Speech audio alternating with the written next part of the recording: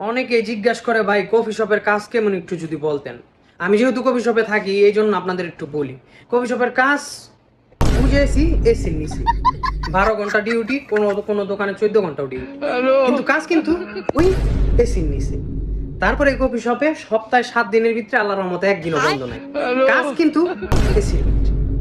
বেতন 1400 1500, আস্তে আস্তে বাড়বো, বেতন 2000 আইতে আপনার মনে করলেন 2-3 বছর যাবো গা। কিন্তু কাজ বেশি নিছি। তারপর আপনার আরেকটা সুবিধা হইলো কি, এই কফি শপে কাজ করলে আপনার প্রত্যেক মাসে আল্লাহর রহমতে 1-150 টাকা কেটে নিব। কি জন্য কেটে নিব এটা কেউ কইতে পারেন। মনে করলেন যে কফি শপের যদি একটা মাস হিউমর, এটা কার দোষ? আপনার দোষ। কিন্তু কাজ বেশি নিছি। তো আরো যে আছে যে কোম্পানি যে ছুটি দিব বা দিব আছে, সিস্টেম আছে, কিন্তু কিছু কিছু কোম্পানি মনে করলেন 2 বছর 3 বছর পর বন্ধ হয়ে যায়, যখন আপনার ছুটির সময় হবে তখন বন্ধ হয়ে যাবো, কিন্তু কাজ বেশি না।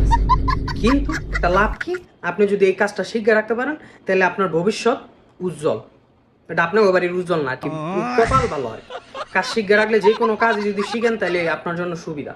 এই কাজটা শিখলে হয়তোবা ভালো কিছু করতে পারবেন, দেশে যান আর বিদেশ যান, যে দেশেই যান, কিন্তু কাজ